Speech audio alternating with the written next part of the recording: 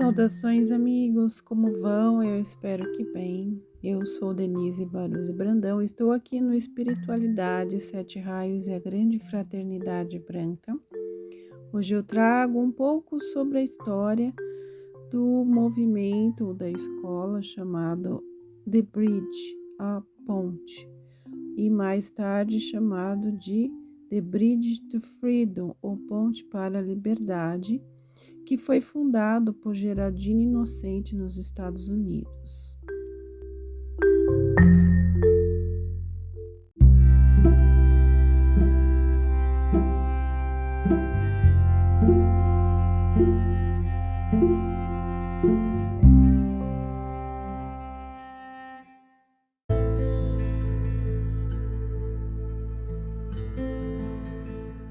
Geraldine participava do movimento I Am Activity, que foi fundado por Guy Ballard, e recebia as mensagens dos mestres ascensionados, principalmente do mestre Saint-Germain.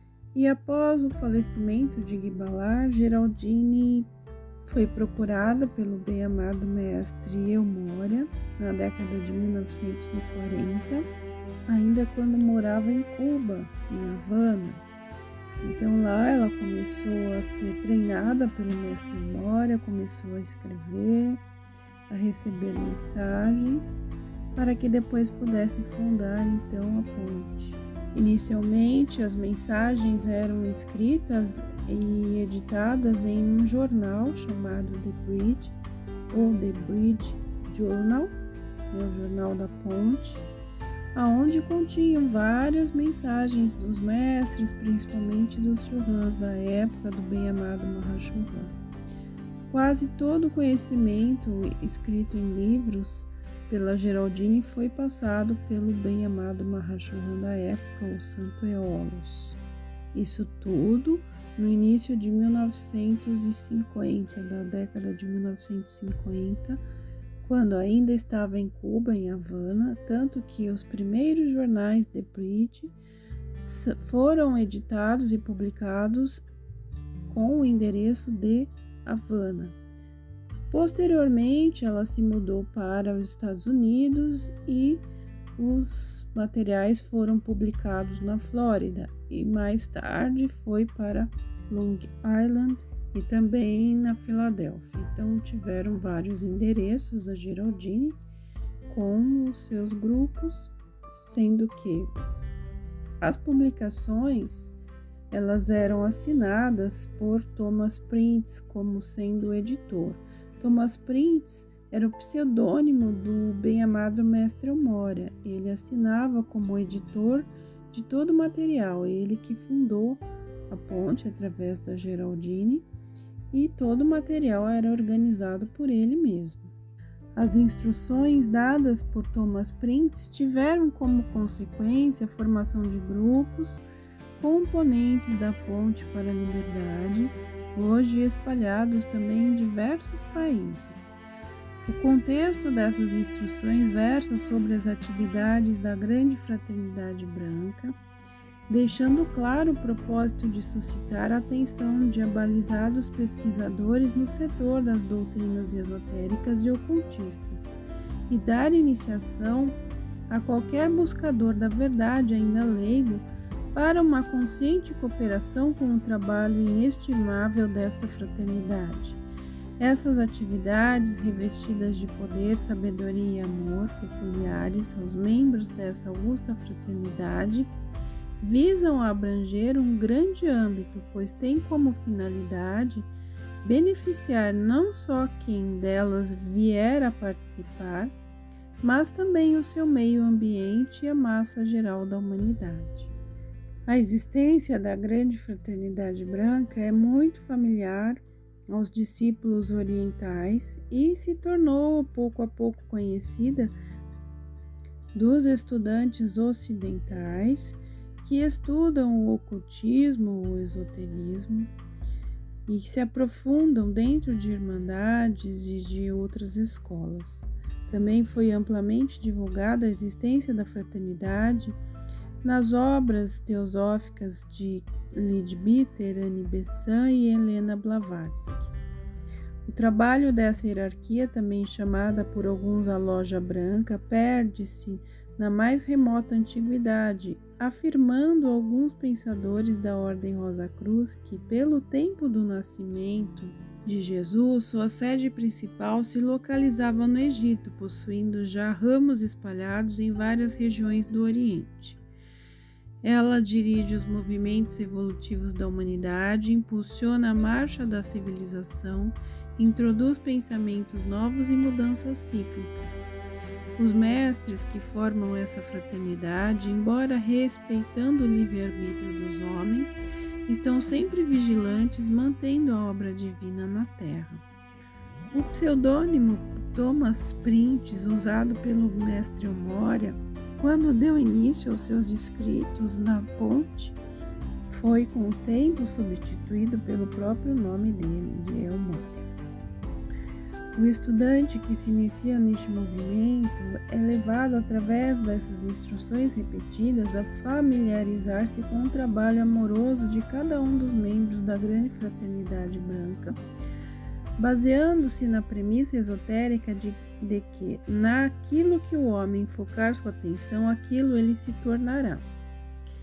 Então, os grupos foram e estão sendo formados espontaneamente pela necessidade que tem de se servir com rituais, com irradiações de luz, como um meio para atingir a finalidade a que se propõe.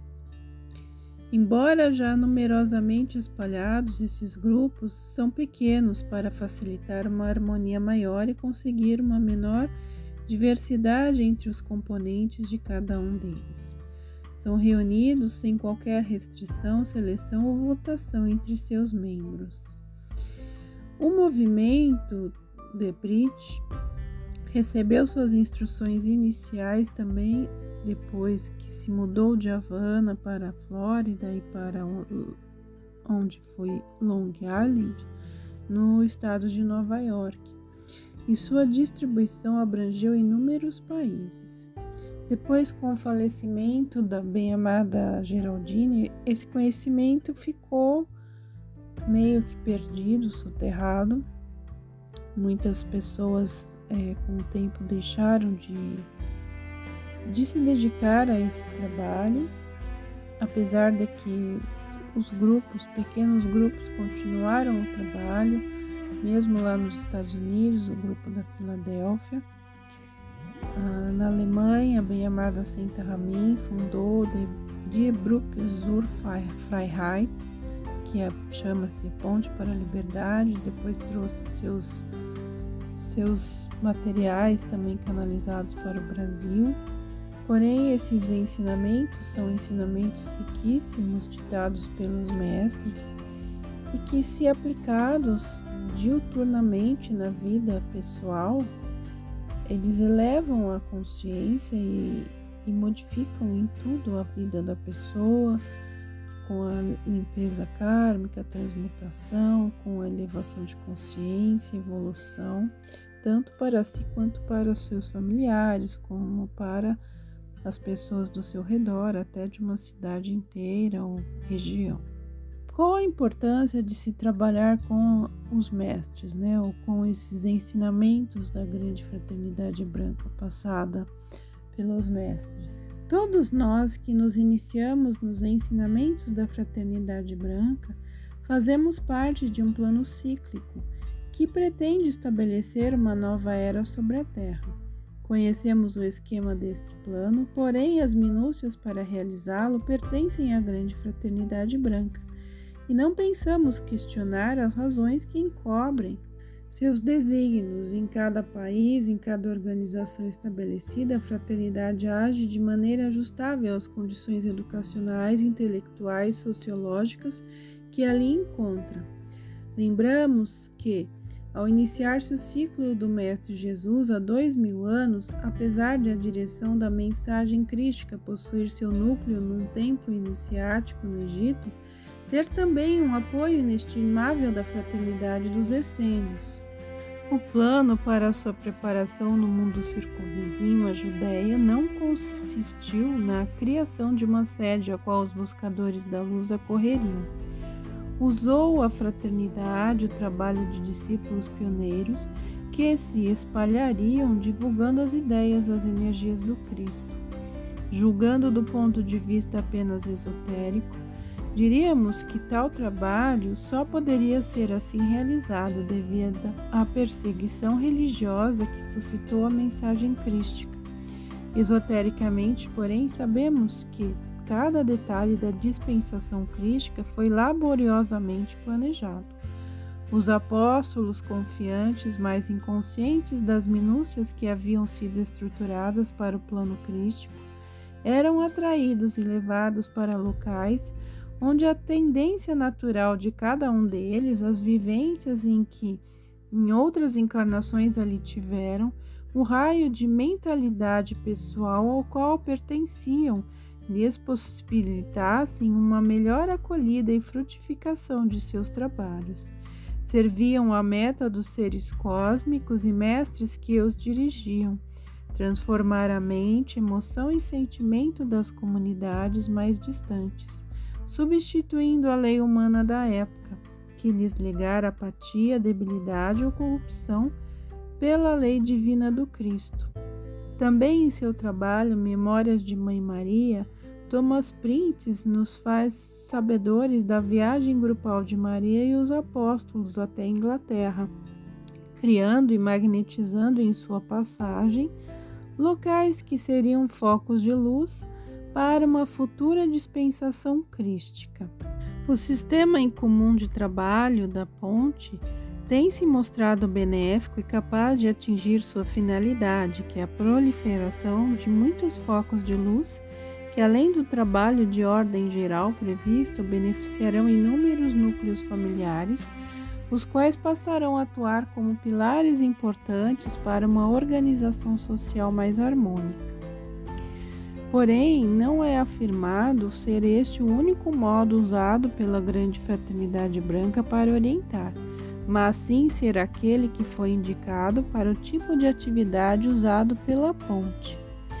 Todas as mensagens recebidas e também seus trabalhos ritualísticos são conseguidos e realizados conscientemente. Seus componentes não julgam que a Grande Fraternidade seja um bem privativo do seu próprio movimento. Entendem que, num trabalho de tão transcendental importância, inúmeras outras entidades poderão estar servindo-a ao mesmo tempo.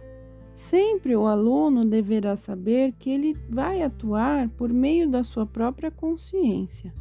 Deverá ter discernimento da sua consciência humana, que é o pensamento, sentimento, palavra e ação, e a inspiração de sua própria consciência divina, que numa emergência lhe dará as instruções necessárias.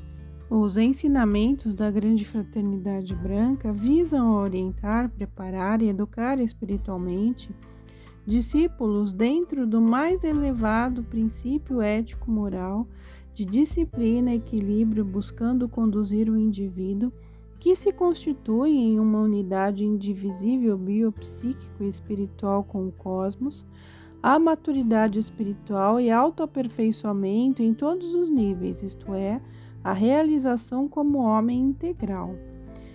A ponte realiza e orienta a maneira correta de como deve ser feito um serviço devocional e ritualístico para a nova era de Aquário, a era do cerimonial, que tem como objetivo primordial a elevação da frequência vibratória da humanidade.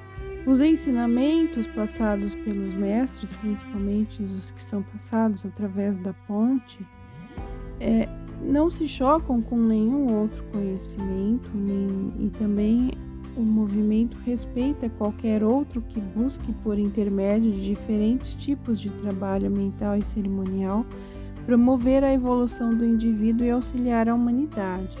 Não se opõem a que seus membros ampliem seus horizontes espirituais através de quaisquer outras obras. Todos os ramos de espiritualismo, de religiões, de ocultismo, devassando profecias, mensagens e intuições, unem-se numa mesma conclusão: a chegada de um novo ciclo na história humana, cujo marco inicial é precisamente a geração que agora vive. Alguns dizem os tempos são chegados, outros falam sobre a nova era, a era de Aquário, e ainda outros predizem a chegada do Apocalipse, do fim do mundo. Que nos aproximamos de uma mudança de ordem geral, todo indivíduo adepto de qualquer crença é sabedor disso. E tal como foi elucidado antes, aqui estão já presentes os membros da Fraternidade Branca labutando com seu incomensurável amor pela humanidade para transformar esse profetizado apocalipse em uma nova idade de ouro. Tentam, através de mensagens, intuições e radiações, atingir a consciência dos indivíduos. Quando o conseguem, procuram fazer deles seus discípulos, iniciando-os numa purificação, numa transmutação individual, que farão deles seus aliados no avanço evolutivo do meio ambiente em que o homem vive. 3 são os campos de trabalho aos quais um discípulo da Fraternidade Branca dedica-se para seguir as instruções e propósitos da vida: o desenvolvimento de sua consciência divina ou a identificação de sua própria presença divina eu sou, a purificação de seus corpos pelo emprego da transmutadora chama violeta e a aceitação consciente da existência dos seres angélicos e elementares.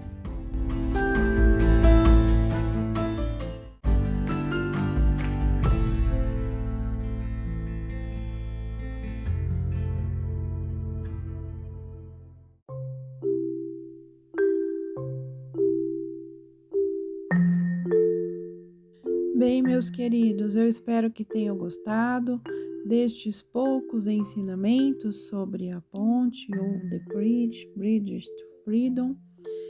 E esta é a primeira parte. Mais adiante eu trago a continuação dessa história. Espero que esclareça a todos sobre a origem dos conhecimentos trazidos pelos mestres, conhecimentos esses tão profundos e elevados que são disseminados por todo o planeta para ajudar a elevação das pessoas e da humanidade.